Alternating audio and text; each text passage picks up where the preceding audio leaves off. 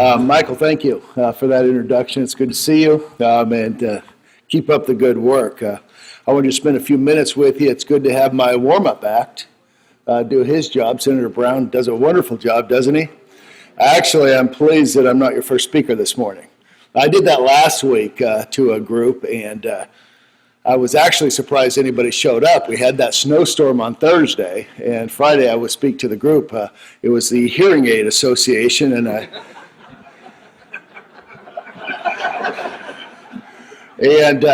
have to assure you they're dedicated. They're dedicated. For them to have been there Friday morning, I was impressed with what they're trying to accomplish. But I'm very pleased to be here with you today. And I want to tell you why I'm here. Every senator has a reason, and I want to express my reason why I'm here. To begin with, Nevada is one of the 10 fastest growing states in the nation. Has been for the last couple of decades.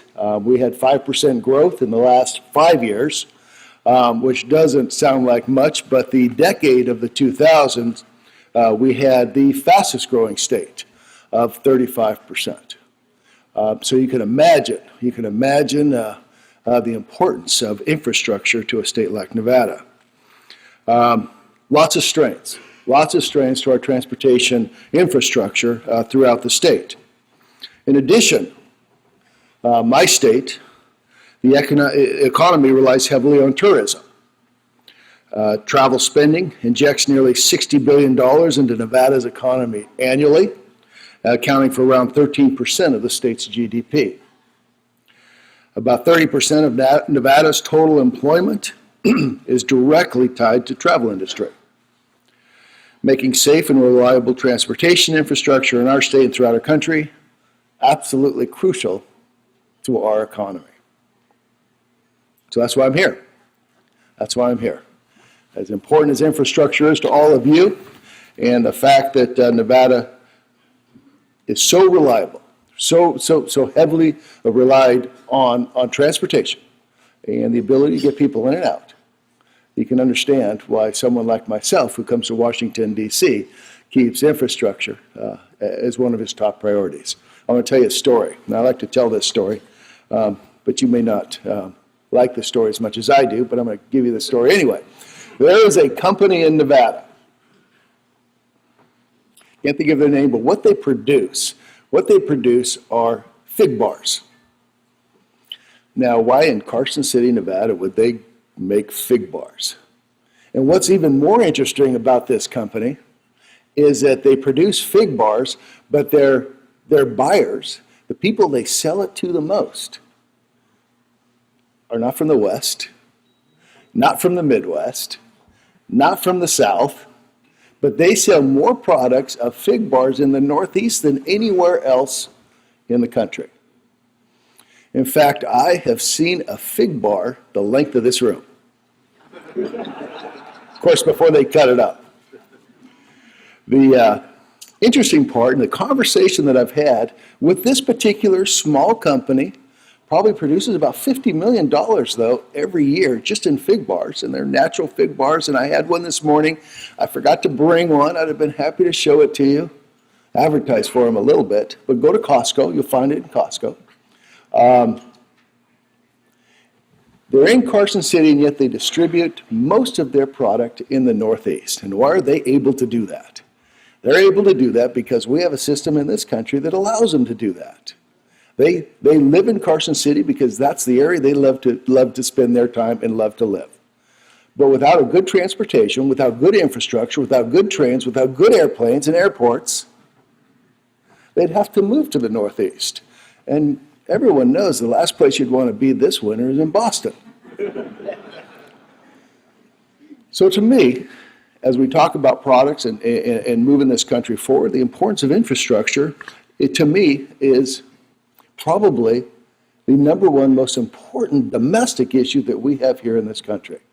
If you want to create short-term jobs, and long-term economic growth, the best way to do that is have a solid infrastructure system here in this country. So, having said all that, I think I'm on the trifecta of committees that affect what you do. Finance Committee, Banking Committee, and the Commerce and Transportation Committee. These are the three committees that are going to look at the funding mechanisms and what appropriations are going to be necessary in order to move this country forward. But here's our problem. You all know this, so I'm speaking to the choir here. But we need $10 to $15 billion every year for the next 5 or 6 years. So what we need to come up with is about $100 billion. We need to find a funding mechanism before December 31st to find $100 billion.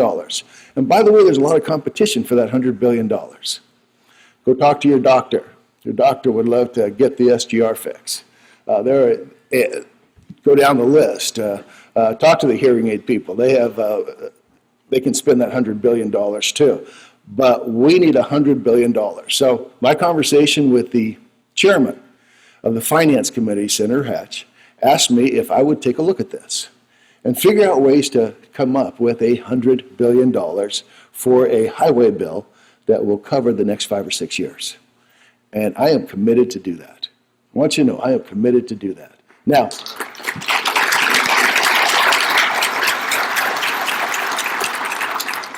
if you haven't already noticed, here in Washington, D.C., everybody's an expert at transportation. Everybody's knocking on my door. Everybody has an idea. Gasoline tax, does that make sense? 4 cents, I think Carper wants 4 cents a year for the next 4 or 5 years, get it up to about 16 cents more. As you know, we haven't increased the gas tax since '93. The problem is we have more efficient cars. Tesla just came to Nevada, all electric, yet they put just as much wear and tear on the roads an all-electric car as a combustion engine does. Is it fair? Is it fair that we raise all these gasoline taxes? By the year 2020, I'm hoping that at least half the cars on the road are electric or hybrid. How much would you have to raise the gasoline tax to compete with that? Carper's suggestion was that you send an electric car owner down to DMV and have them pay a sticker fee of $100, $200, $300 a year so that they could offset their lack of taxes paid to help fund roads. There's the VMT. I've talked with the Nevada delegation about the VMT, and it's something that probably is a long ways away. I do know that 5,000 people in Oregon are going to try this for a while. You know this better than I do, and see if there is what the complications to the VMT may be. Now, I live in rural Nevada. I live in way rural Nevada, and it's probably 30 miles that I go just to go to a grocery store, 30 miles. So what's fair? What's fair? For someone who has to drive that distance. Now, or I'd have to pay the gas tax anyway, which I'm paying today. But the argument would be that for rural America, there may be some level of unfairness, but you'd have to figure out how to work with that. A lot of ideas. Repatriation. I think Rand Paul wants to try volunteer repatriation. The president wants to tax corporate profits and make it a mandatory tax on repatriation. There are a lot of ideas out there. And I think functionally we can come up with some good ideas over the next couple of months. Obviously, May 31st is the drop dead. We've got to come up with an idea on this highway bill. And obviously, we've just been kicking the can down the road. Let me just tell you this. One of the things that this chairman of Finance Committee and Paul Ryan are committed to is comprehensive tax reform. And I believe the highway bill plays into comprehensive tax reform. That if we really want to pass that bill, I think the best way to get everybody on board is to make sure that infrastructure in this country are covered. And I know that most of what you do is public transportation. And by the way, I'm so tired of flying on airplanes. I'd love to take a train to Chicago, and get to Washington, D.C. a different way. I'm pleased to watch what's going on in California. They passed their public transit bill transportation bill. I know it's taking some heat right now, and perhaps taking some heat from more conservative sectors in California, but they voted for it and now they're against it. I have a hard time explaining that. But watching what they're doing in California, I would love to be able to compete against Europe. I'd love to be able to compete against some of these Asian countries and what they have done for public transportation here in this country.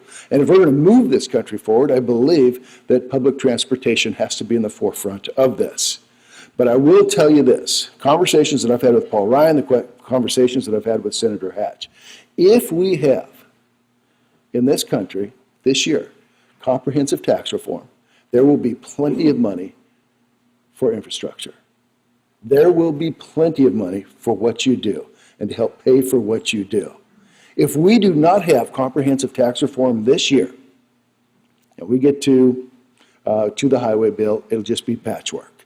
It'll be patchwork again, and it will be everybody worried about where the pay for it's going to come from. So I think the key to moving this country forward, to creating these short-term jobs, long-term economic growth, is a transportation bill that is attached to a comprehensive tax reform bill. If we do this, there will be plenty of money that will take care of transportation needs over the next decade. So keep that in mind as you hear Washington, D.C. talk about tax reform and what we're trying to achieve. I am pleased that our chairman, Hatch, is committed to this. He has asked me to co-chair, as Michael said, the infrastructure portion of this, and I want it. It's the most difficult part, I believe, of his 5 subcommittees, working groups, is try to find the money necessary to fund infrastructure. But I'll tell you, in a couple of months, we're going to come up with a mechanism. Now, having said that, I'm going to go in front of the Finance Committee, and I'm going to come up with our ideas, and then the chairman's going to hand me a piece of paper and say, now read this one. And that will be the funding mechanism for the next 5 or 6 years for transportation. I understand that. That's how it works. But if we don't do the legwork for him and give him the ideas that are necessary, I just want the Chairman Hatch, to know that I will do all this legwork, all this work. He doesn't have time to do it himself, so we'll move it forward. So anyway, those are a few of my ideas. I'd rather take it to questions if you have questions, and move this discussion forward that way. So anybody that may have questions for me, I'd be happy to answer them.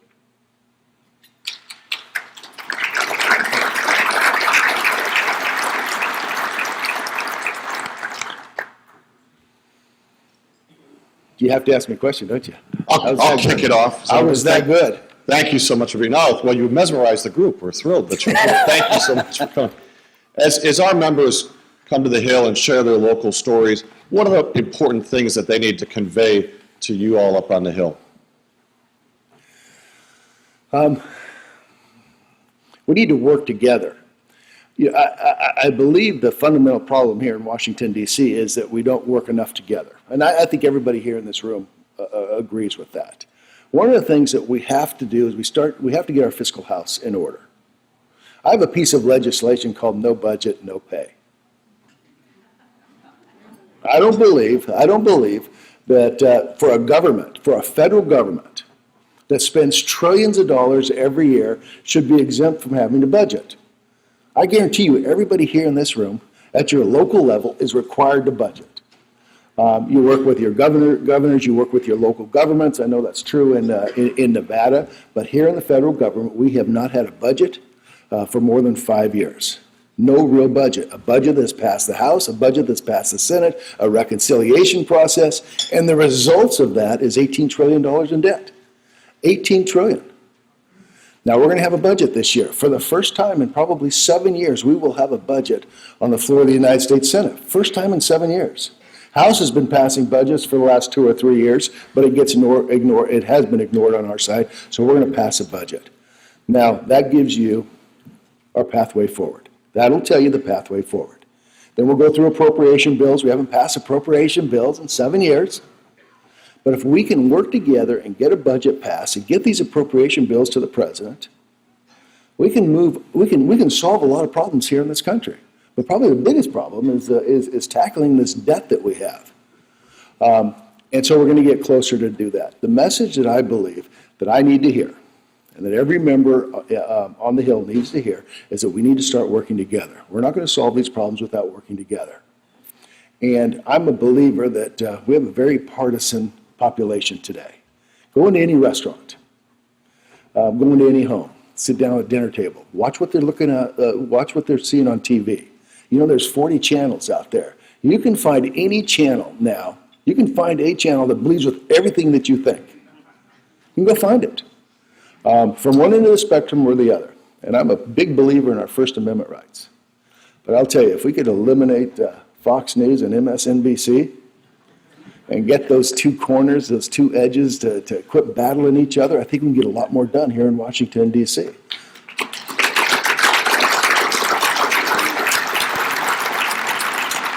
Now, that doesn't make sense. You know, obviously, we're going to have Fox News and we're going to have MSNBC, and they're going to continue to battle it with each other. But I'm hoping at some point the American people overcome that. Hope they overcome that. So that as long as, when the American people are working together, see, we're sending so many partisan people to Washington, D.C. because the American people are partisan. And we're becoming more and more partisan. And then we don't understand why this place isn't working together when you send the most partisan person from those districts. Now, politicians have a lot to blame in that. You know, we put together these congressional districts that are pretty safe. And if you have safe Democrat districts and safe Republican districts, then you can be partisan. So I do believe that there's work to be done. Now, I'm not saying that that's a magic, that it works all the magic, because I'm watching these jungle primaries in California, and that doesn't seem to be making California any less partisan. So there has to be an answer out there. But boy, if there is a message, public transportation should be a bipartisan issue. Let's work together. Let's get this done. Yes. Senator, I'm really pleased about your message, actually, not only because of the bipartisan nature of it, but also because you have such passion for infrastructure, which is what we are also passionate about.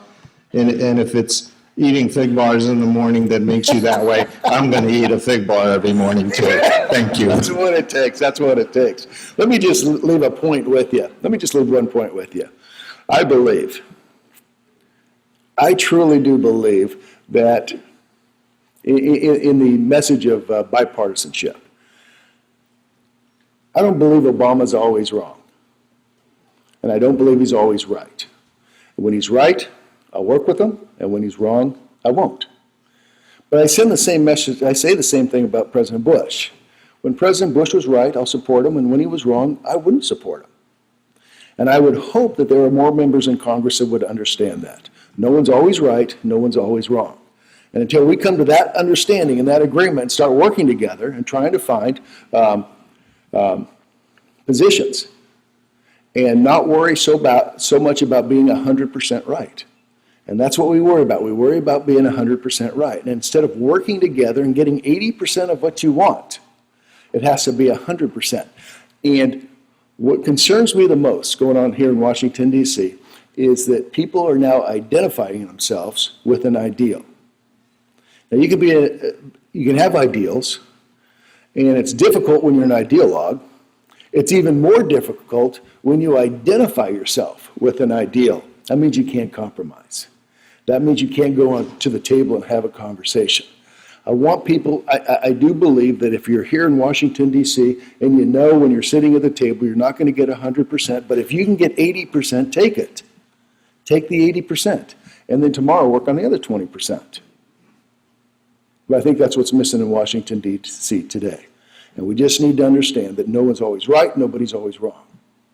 And when you have people that identify themselves with an ideal, that means when they come to the table, they cannot negotiate, they cannot compromise, and we have too many of those in Washington, D.C. today. So if we can change that, and it starts right here in this room, it starts with the general public, they have to send that message out, and you can send that message back to us here in Washington, D.C. when you come visit us in our offices. I work with facts. That's what I do. I work with facts. I have been here not long, 8 years. That's actually short compared to probably a majority of the senators.